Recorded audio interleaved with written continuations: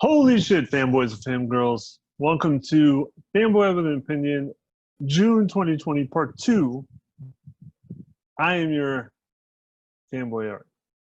So I had a lot to talk about this month, so that's why it was done in 2 parts. And this is now the second part. I'm going to talk about what I played, what I watched, so little news, and then we'll talk about the best movies in 1989. In my opinion. So first thing is what I played. I played this a mobile game. I hope it's not against the law to talk about playing a mobile game, because some people do feel that mobile games are not really gaming. I'm not one of them though, unless it's Candy Crush. I hate that game. So I played this game called BitLife. So BitLife is a mobile game, and it is basically you create a character, and you can go through that character's life all the way until they die. And there are multiple things for you to do. You start off as a baby. You pick their name. You can pick where they live, what country they live in. You can make friends, not make friends, do well in school, not do well in school, continue on education, try to get a job, get married, or just have booty calls. You can choose whatever you want for your bit life. However, there are consequences to some of the actions you do. Also, there are sometimes random things that happen if you choose booty calls, or even if you're dating someone or married and you choose not to wear a condom during sex, you will have children. And sometimes you will have a lot of children. You can commit a crime, from burglary to murder. You can go to jail. You can try to escape while you're in jail. A lot of things you choose to do also become mini games, like for instance, breaking out of jail. And that mini game is very difficult. It can happen. Obviously, you may have to research online, or you will just learn how to do it, but it's difficult. There are a lot of options, and there are also a lot of things to collect, occupations, achievements, things in life. You can be successful, you can be rich, you can be a criminal, you can be a serial killer, you can be a lawyer, you can be a cop, you can be a homeless person, you can be anything. It's pretty addictive, and everything is done as a scroll. So everything you do, it says what you're doing, and sometimes it will even tell you the consequences of the circumstances that happen to your bit life. When you die, if you have any children, you can then continue as them. So you're basically building like a family dynasty.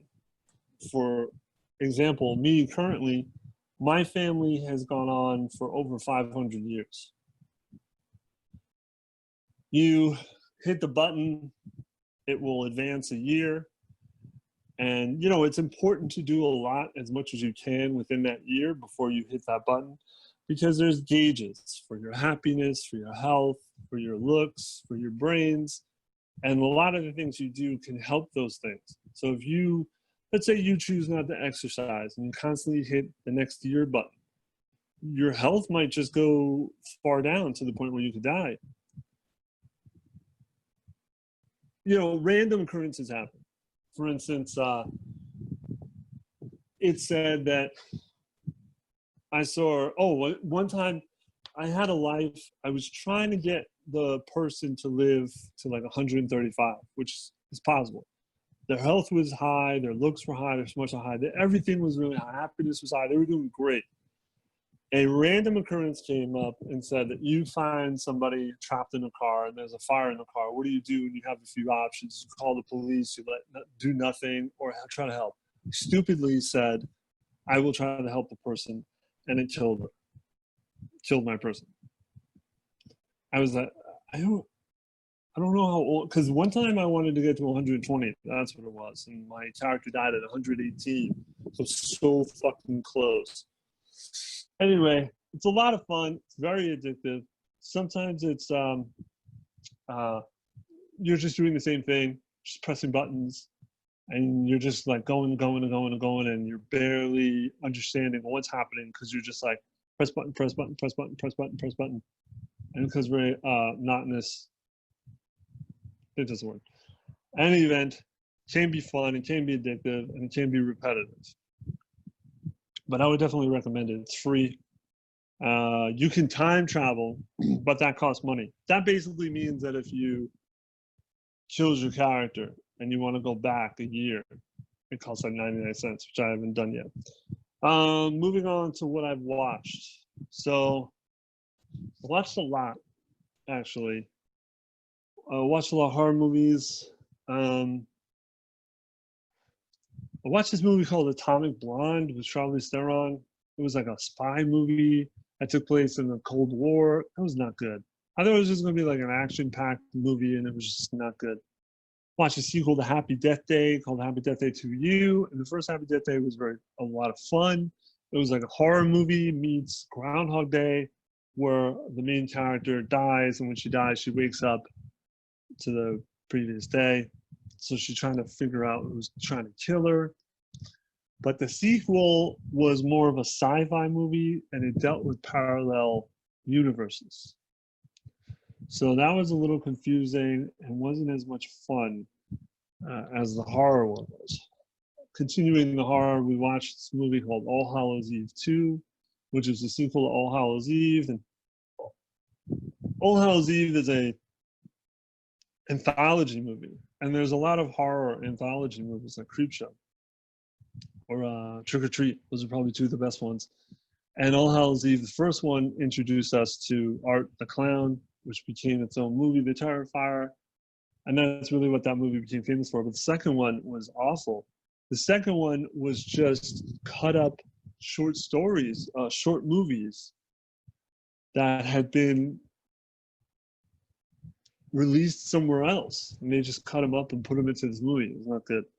But speaking of anthology movies, we watched Creepshow, the TV show, which just came out like last year. And they just started re-showing them on AMC. So we watched them. And my wife and I are really big fans of the Creepshow movie, which came out in the early 80s. And we were really excited about this. So there were some of the, so it's, each episode deals with two stories. And all the episodes are different directors and different writers, and some of the stories were adapted from famous writers. Like the first story was adapted from Stephen King. And the reason why is because the original Creepshow was all co-written by Stephen King or adapted from Stephen King. The show has a lot of Easter eggs from the Creepshow movie. For instance, in the movie, there's a marble ashtray that shows up in all the vignettes in the original movie. And the same ashtray shows up on the show in every story. Some of them were fun. There's one story where a guy finds a severed finger, and he's a bit of a collector. He likes collecting things. He likes taking things from the garbage. And the finger ends up growing into a little creature who he bonds with. It's basically his pet / child. And the animal, the creature goes and murders people this guy doesn't like. And it's a very interesting story. And then you get some others that aren't so great. Like, the last one I think we didn't like.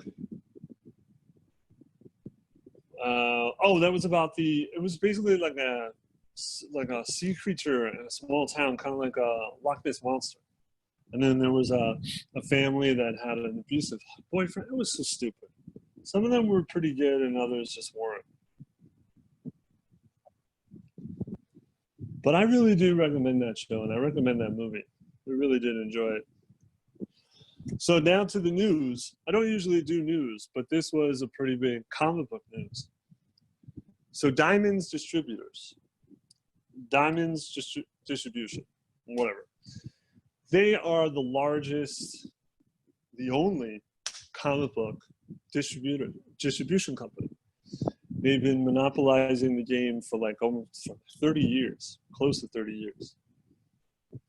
Comics, graphic novels, statues, toys, anything you can think of that's related to comics, Diamond distributes them to stores. I mean, they do books too. So pretty much anytime you go to a bookstore, anytime you see a comic or a graphic novel, or even an action figure and a toy, chances are Diamond distributed them. And I did read in one article that they were like one of the biggest distribution companies in the country. Like just overall, probably the top 10, maybe even top 5. I think it was like 6 or something like that. So because of the coronavirus, they stopped distributing to stores. And they stopped distributing for like 7 weeks. Well, DC Comics decided that they weren't happy with that, and they cut ties with Diamond, which was a huge fucking deal because Diamond is exclusive. No one else distributes comics or anything comic related. So for DC, who's been working with them this whole time, just decided we're done. That's a big deal. Now they're gonna work with 2 companies who were not distributors, but they were mail order retailers. So kind of like, well, that was another thing I was gonna say. There's a book called Previews, and Previews is this large catalog book that has everything that's gonna come out in the comic book world for the next, like, usually they put that book out like 2 months ahead. And that book is for store owners, anyone really, to get an idea of what's going to come out. So store owners usually use that as a guide of what they want to order. The Previews is owned by Diamond. Just trying to reiterate how big this company was. And then to DC to cut ties is a big deal.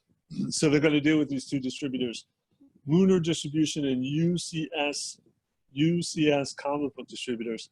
So they were mail order realtors, kind of like what Amazon is, or started off as. And what's fascinating about this is UCS comic book distributors is actually owned by Midtown Comics.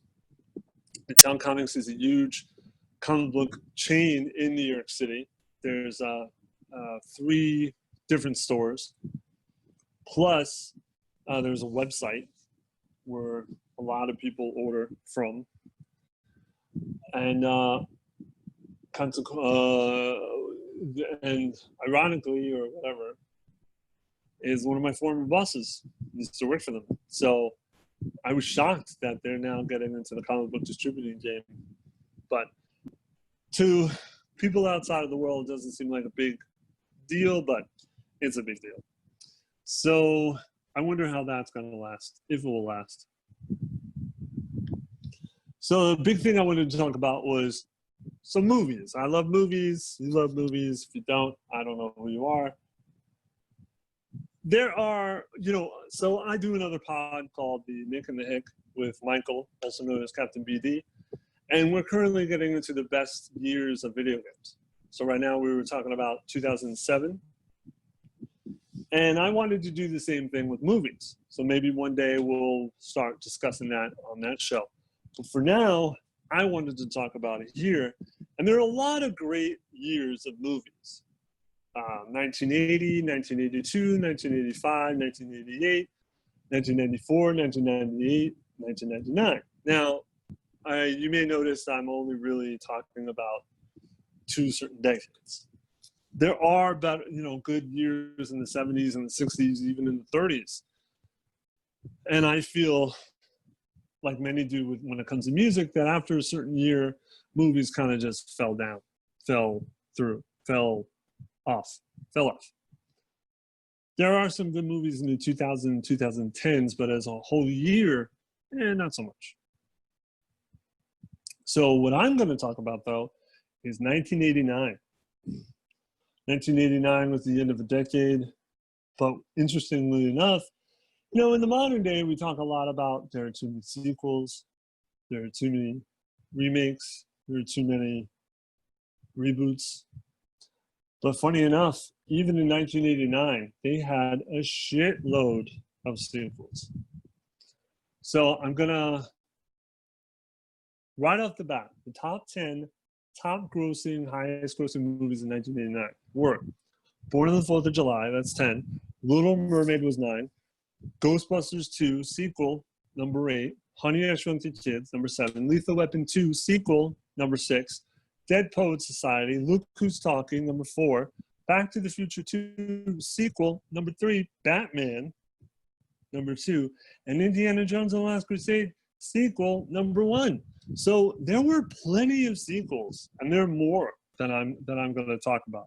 But what I wanted to talk about specifically is some of my favorite movies from '89, some of the cult movies from '89 that I also like, some guilty pleasures. So these are movies that probably aren't that great, but I enjoy them for whatever goddamn reason.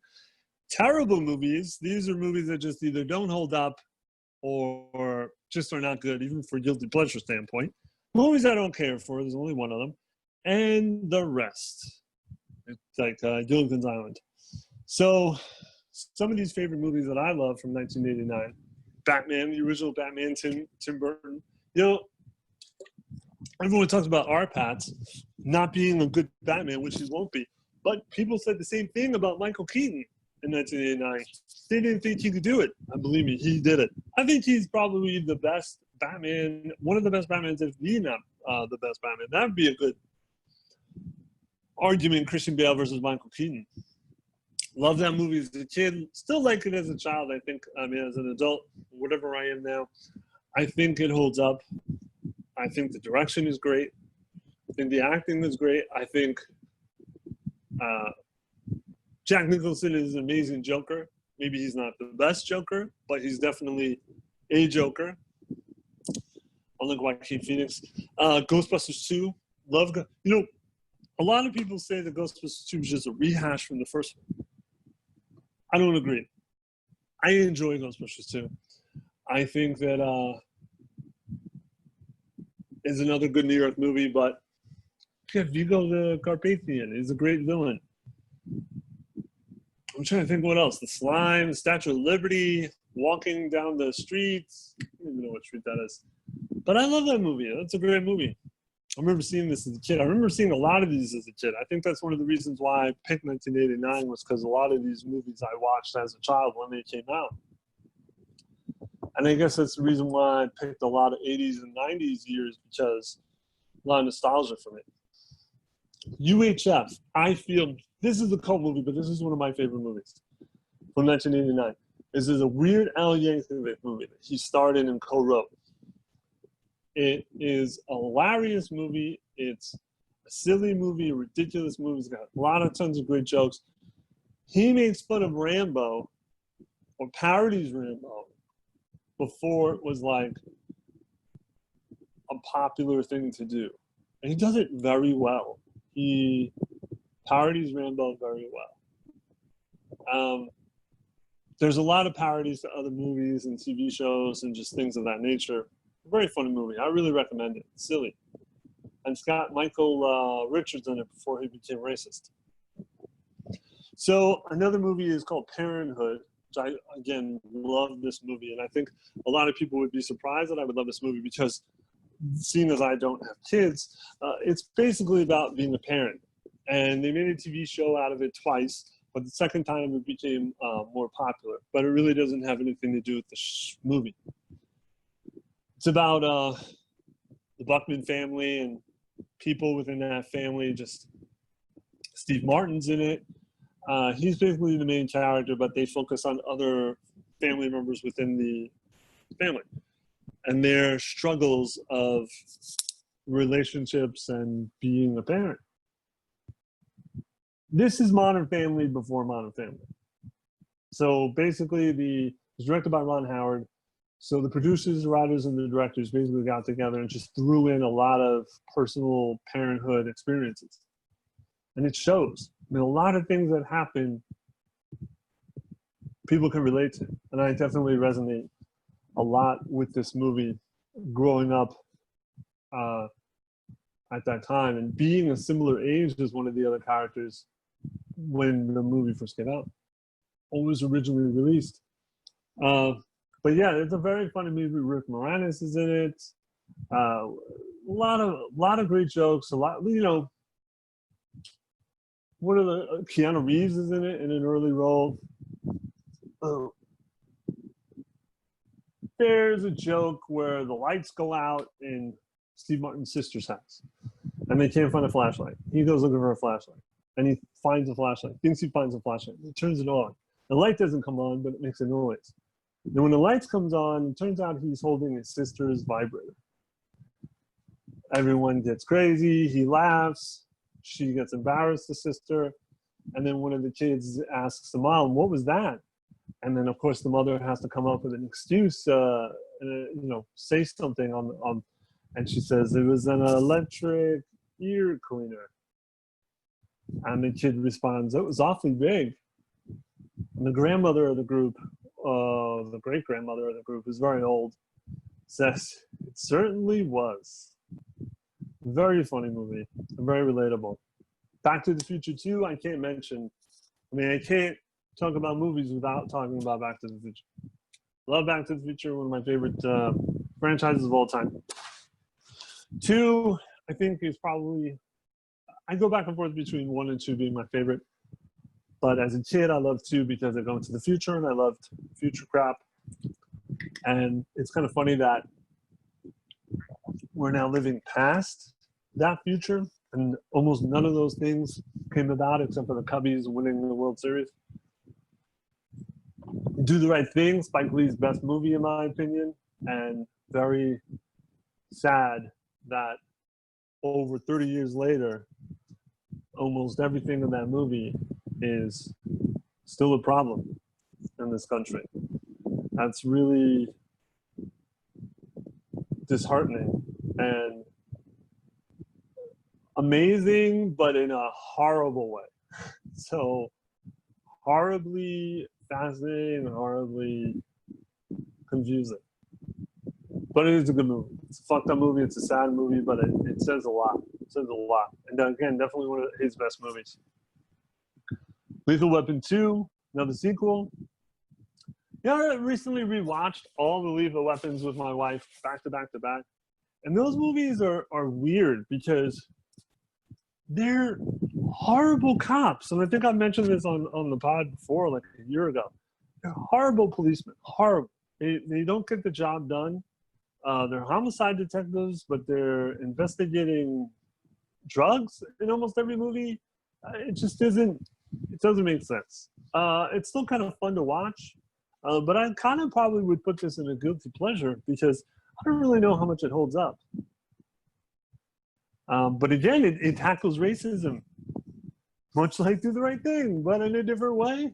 And also it stars someone who's probably a huge racist. So that's kind of weird. Uncle Buck. I love Uncle Buck. I love John Candy. John Candy was one of my favorite comedic actors before he died. Uncle Buck, very funny movie. Tried to turn it into a TV show, not starring John Candy, so it didn't do well. But yeah, he's a slob. He's hilarious. The way he deals with situations. Of course, the favorite scene is when he goes to the mean principal who has a mole on her face, and he throws a quarter at her and tells her to, "Here's a quarter. Get a rat to nail that shit off your face," or a thing. I don't remember, but it's still funny. Here's going to be a controversial pick: Steel Magnolias. I really do enjoy this movie, and I think it gets wrongfully labeled as a chick flick or a romantic movie, which is not a romantic movie because it's actually really fucked up. It's a sad movie, and it's basically about how a woman touches everyone's lives and then just dies tragically young. It's also has dirty sense of humor. And it's very dark sense of humor, and It's a fun movie. It's actually a really fun movie. National Lampoon's Christmas Vacation is my favorite vacation movie, partially because it deals with Christmas. I don't know if it holds up because it's just one of those things where just so much shit happens, and Chevy Chase's character is such a asshole. But I think I still like it. I think it's a good Christmas movie. It's an underrated Christmas movie.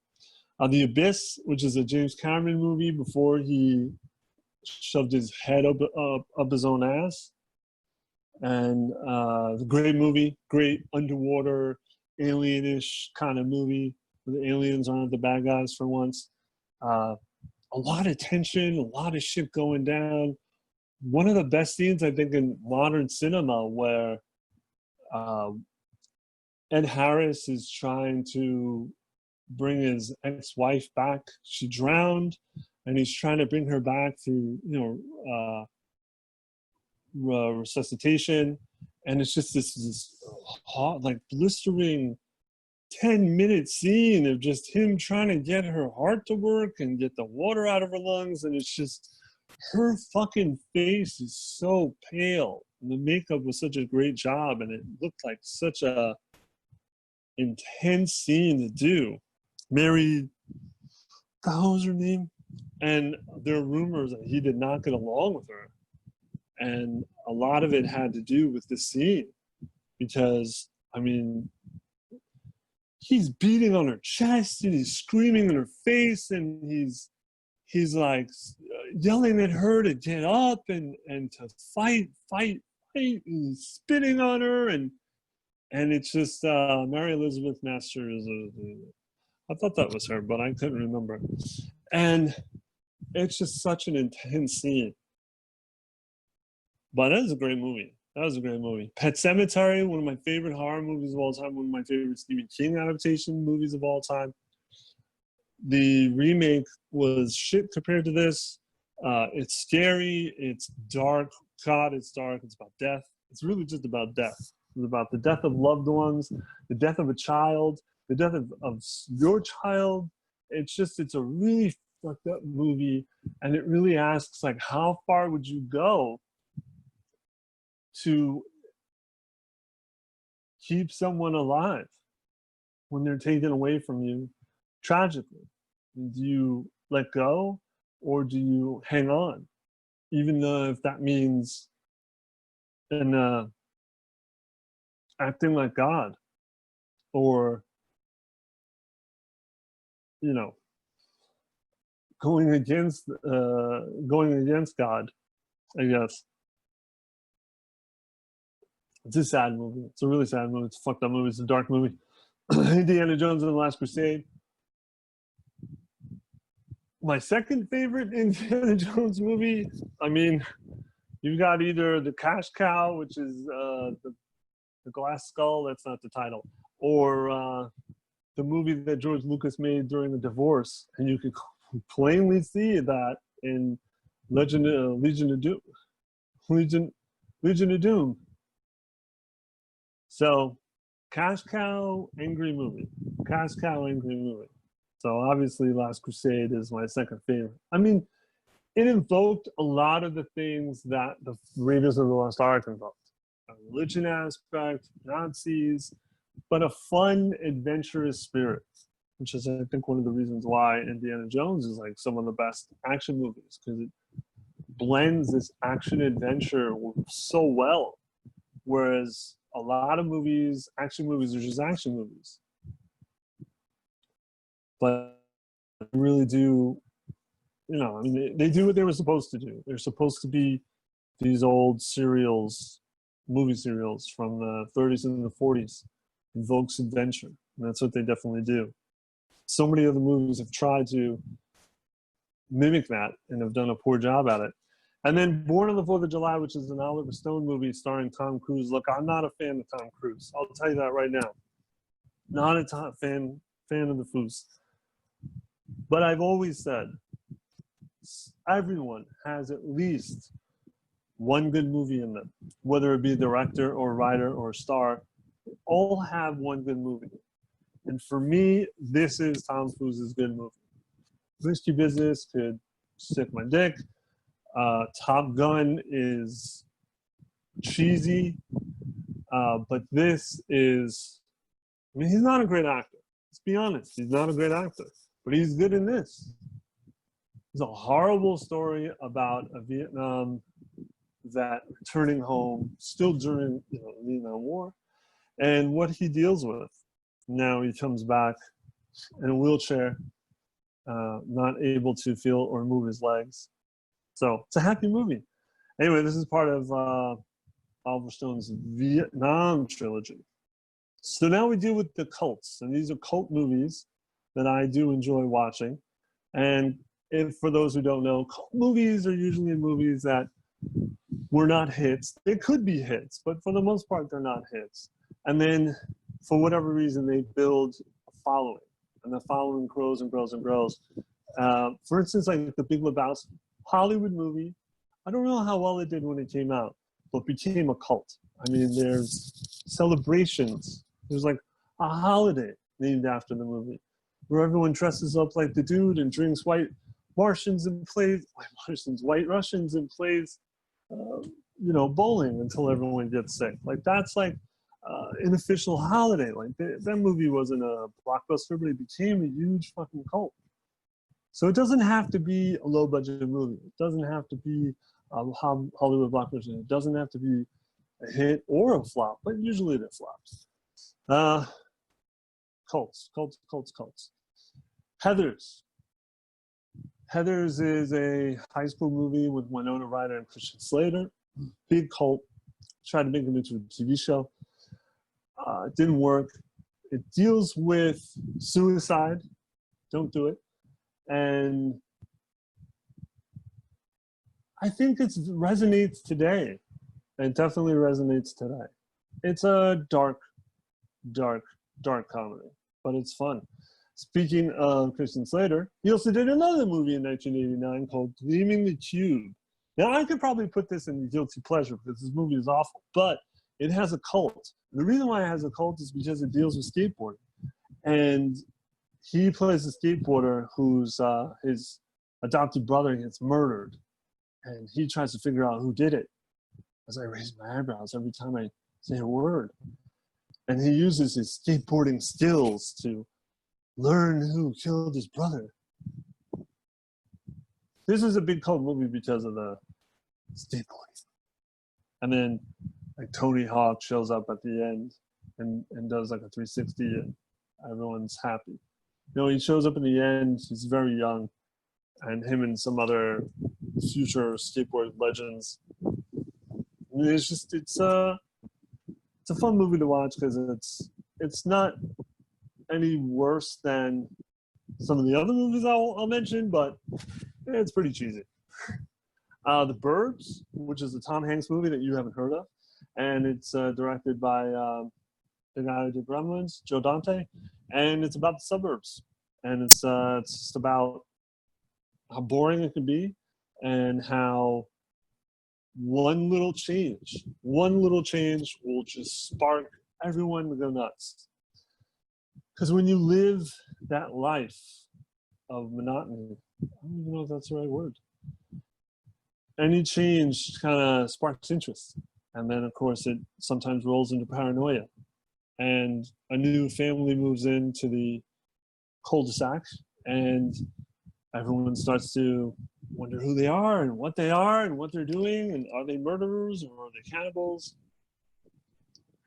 I think the movie did well, but it became a cult because it's a dark comedy. A lot of cult movies could be anything, but more times than not, it seems to be movies that were different or tried to be different, or people didn't like them because they were different. And lots of times, black comedies, dark comedies are different because not a lot of people like to laugh at, hey, my neighbor might be a murderer.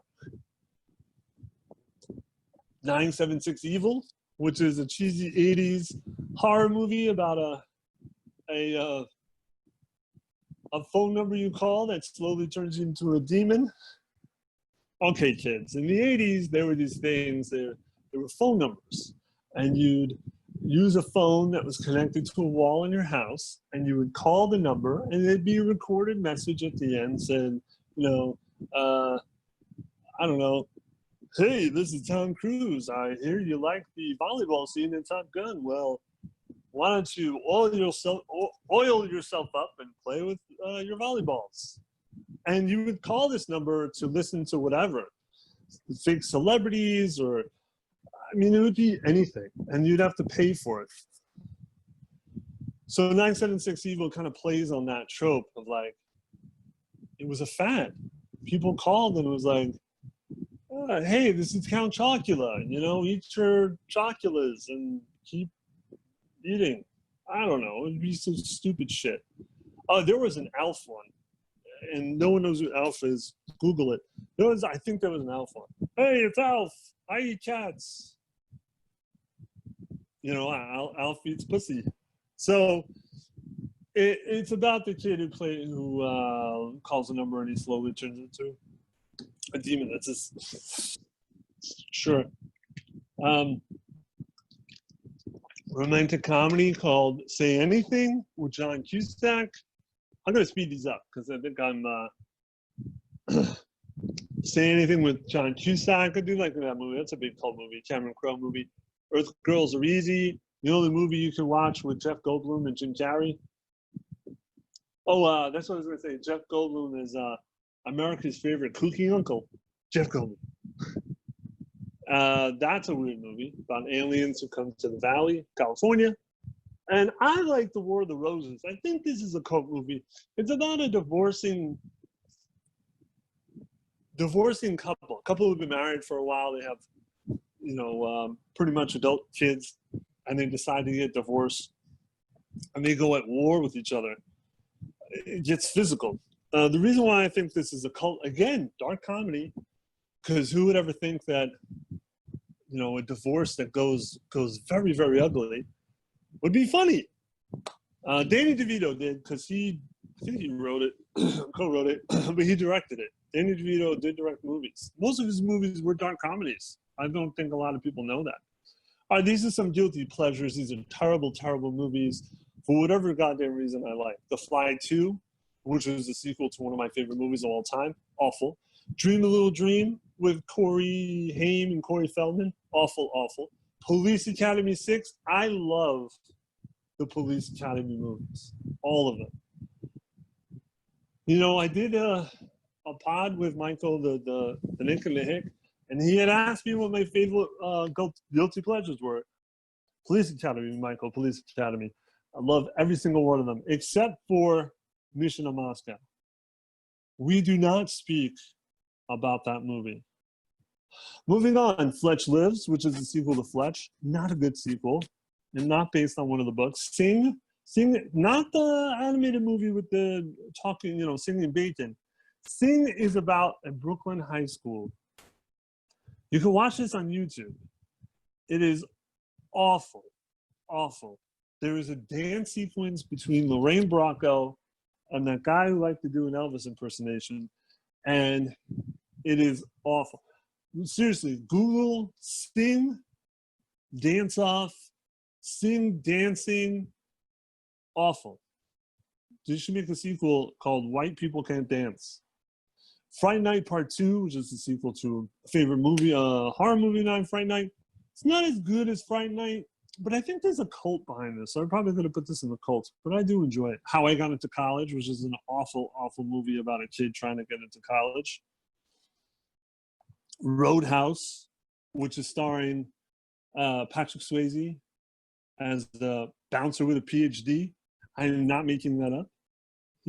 We say in the house, he has a PhD in kick-assology. He's a cooler who comes to this bar called the Double Deuce, and he cleans it up with his philosophy and his Tai Chi. I'm not making any of this up. And it is an awful, awful movie. And it is so fucking funny because of how awful and awful it is. You know, that movie, he just tried too hard to be cool and badass, and it was just awful. I mean, the main villain says to Patrick Swayze with his mullet, with both the mullets, the war of the mullets. He says to him, dead straight in his eye, says, "I fuck guys like you in prison." Wait, what? I'm sorry, is that supposed to intimidate me? Because to be honest, it kind of creeps me out. So, Star Trek V, The Final Frontier. I love the Star Trek movies, except for the first Star Trek movie. That's not that great. 5 is considered the worst because everyone's favorite Hair Club for Men, William Shatner directed it, and he was not a good director because, you know, Nimoy directed 3, and then he directed 4, and 4 did really well, and Nimoy became a successful director for a short time, and William Shatner was like, "I want to direct, I want to direct," and they're like, "Okay, William, put your hair back on right, we'll let you direct." And then he directed that atrocity. And you know, to be honest, I don't think it's the worst Star Trek. I don't, and I will fight that to my dying day. There's some funny lines in it. You know, it's basically the Enterprise versus God, but you know, you could overlook that. I don't think it's that bad. Another sequel, however, along with Friday the 13th Part 7, Jason Takes Manhattan. As a kid, I was afraid Jason would come to Manhattan and hurt me, but I was a dumb kid. It is an awful movie. It is probably one of the worst sequels. We watched it once, and so you know, the group of high school kids go on a trip to Manhattan from Crystal Lake, and they go on this boat, and the boat takes them to Manhattan, and most of the movie takes place on the boat. Like they're only in Manhattan for like the last like 40 minutes, 30 minutes, and then when they go to Manhattan, it's not Manhattan. There's only one scene in Times Square, and that's it. Everything else is not Manhattan. And as soon as they get to Manhattan, they get jumped by 2 guys in a gang who kidnap the main girl, feed her heroin, and then go to gang rape her. But then Jason saves the day and murders them both and saves the girl. And so it's like, hey, come to Manhattan, but then when you do, you're going to get kidnapped and fed heroin and then possibly raped. I'm sure the New York State, tourist trade loved that movie. Awful. But there is my favorite scene is when this one kid tries to fight Jason and he boxes him, and just Jason's taking every punch, and then the kid's like, "Take your best shot," and Jason takes one shot on the kid's head, and it knocks the kid's head clearly off the body and just rolls off a building and into a garbage can. That's that scene. I think that's Kane Hodder, and people love the Kane Hodder movies because he was like the best Jason, but still an awful movie. Turner and Hooch. I love Turner and Hooch. Another forgotten Tom Hanks movie. This was after when he did Big, I started to become like a real actor. This was directed, I don't know who directed this, but funny enough, the Fonz, Henry Winkler, was supposed to direct this, but then left the project because he didn't get along with Tom Hanks. So much for Tom Hanks being everyone's favorite actor and so nice. Apparently someone didn't get along with him. But I like this one. I like dog movies. It's not the best. It's not the worst. It's not as bad as Weekend at Bernie's. I love Weekend at Bernie's. It's about a dead guy and a bunch of people, 2 guys trying to believe he's not dead. There's a movie called She-Devil with Roseanne, which is a fun movie. It's not the best. It's not the worst. It's about a woman who is is married to this man for a long time and has kids with him. And he ends up cheating on her and basically ruining her life and humiliates her. And so she decides to get revenge. And as you can see, the whole movie is just her like slowly, systematically ruining his life or taking apart his life. Believe me, he deserves it. And Roseanne Barr and Meryl Streep. This is a Meryl Streep movie for all you Streep heads out there. Yeah, where am I at? The Wizard. All the gamers should love this movie. The Wizard is Fred Savage and his autistic brother, who was not called autistic at the time, but he was clearly autistic, who's very good at video games because he is autistic. And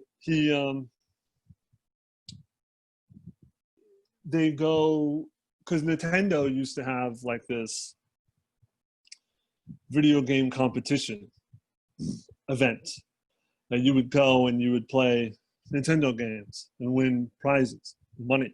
And this is a real thing. So basically this movie is just one giant Nintendo commercial advertisement.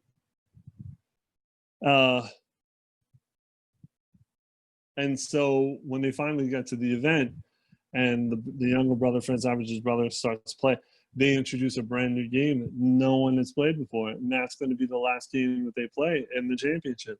And that game is Super Mario Brothers 3. So it was, I think, one of the first times anyone got to see the game. In fact, the movie showed some secrets of the games, like how to get those whistles. So I remember as a kid, I like memorized the scene. So like when I played the game, I would know where to get that first whistle. Other than that, the movie's garbage. Another Christian Slater movie, Tango and Cash. Everyone loves Tango and Cash. I think this is a cult movie. This is Sylvester Stallone and Kurt Russell. Kurt Russell movie.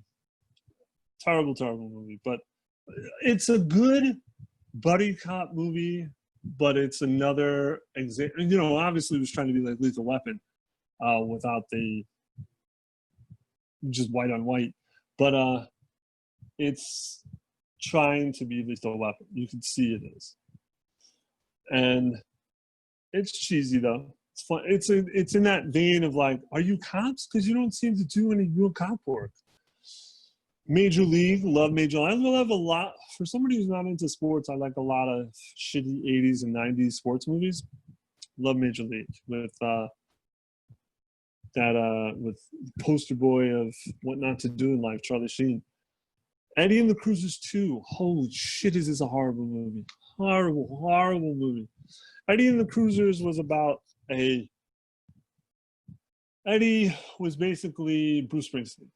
And his career gets so big and the record label ends up telling him what he can and can't do in terms of making music. So he gets frustrated and he fakes his own death. And hidden tapes and all. The first one was just okay. The second one is about Eddie's life after that moment and what he's been doing and how he still wants to make music. And it's just really badly acted. And I know people who love it, like legitimately love it, but it's not good. No, but I do recommend if you want to laugh, because Eddie just takes everything so fucking seriously, and it's like he's trying to get a new band together, and he auditions this kid who, you know, is really into like hair metal basically and like shredding with the guitar, and he shreds in front of Eddie, and Eddie's like, "That's not music." Ugh. He's so grizzled and just so like he knows everything about music, and the music is awful, and it's just such a terrible like Bruce Springsteen ripoff. And the last movie is another John Candy movie called Who's Harry Crumb. This was towards the end of his, you know, he did Uncle Buck, and then he did this shit, and it's a shit movie. It's just about a guy who's a private detective who like, it's not even worth much. It's terrible. Now, these are some terrible movies from 1989 that I won't even, that for one reason or another just don't hold up. The Vampire's Kiss is a Nick Cage movie, which all those like memes that you see him making those silly faces are from this movie. He even ate a real live cockroach for the movie. Method. Honey, I Shrunk the Kids, just don't think that movie's hold up. Karate Kid Part 3, another sequel. It's just awful. Ralph Macchio is so whiny.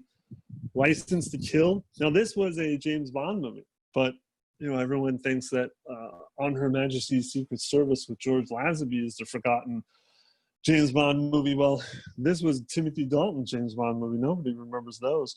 Always, directed by Steven Spielberg, one of his first flops. No, not first flop. 1884 was 1941 was his first flop, but Always is a pretty big flop. When Harry Met Sally, never liked this movie. This is a chick flick. People love this movie. I can't stand it. They're both obnoxious. They're both whiny, and they're both just nothing about it's realistic. True Beverly Hills. That's a cult movie about a stuck-up woman leading like a Girl Scout group.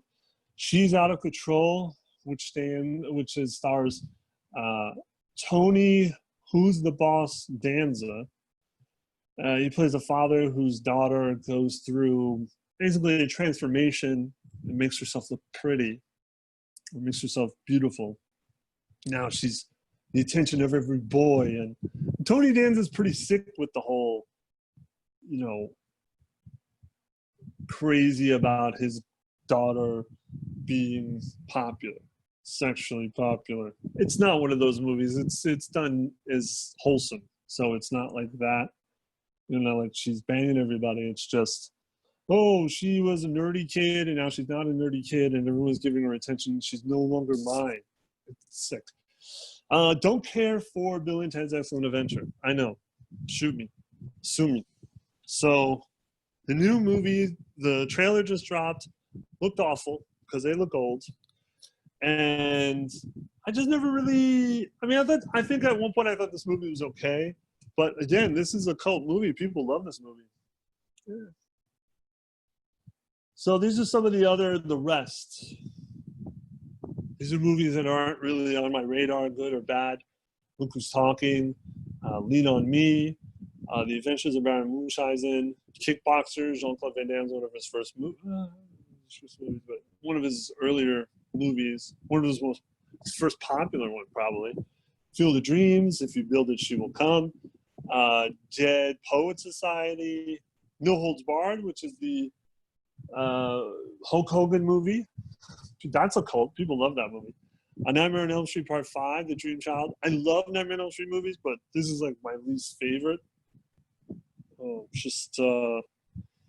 think it's the least. Everyone hates 6, but I actually liked 6, so 5 is just boring. Halloween 5, The Revenge of Michael Myers. I like Halloween, but I never grew up on those movies. And 5 is not the worst one, but it's I don't remember. They all clutter together. My wife and I once did a Halloween marathon where during Halloween, like on the week of Halloween, we watched every Halloween movie a night. They all blend together. The Little Mermaid and Glory, which is a very powerful movie. So I think that will do it. What's up, fanboys and fangirls? This is Interject Eric, as I forgot one thing to mention in the pod on the Facebook group. When this pod drops, I'm going to put a poll. What is the best movie from 1989?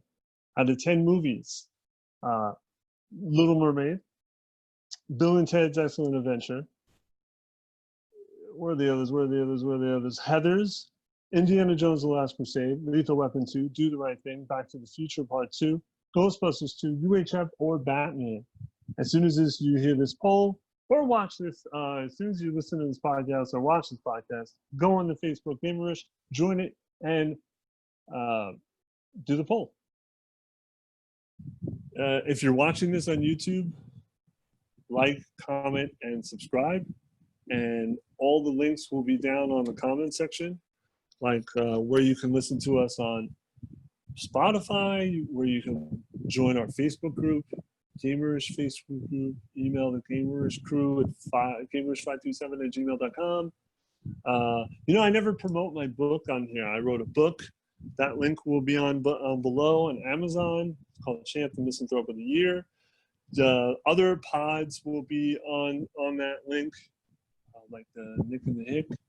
And I have a book pod. But yeah, please enjoy. I hope you enjoyed. I thank you very much. I think this was shorter, part 2. I had a lot to talk about, and I'm pretty much done. So this has been my opinion. Wait, what? How do I say this? I'm a fanboy, and this has been my opinions.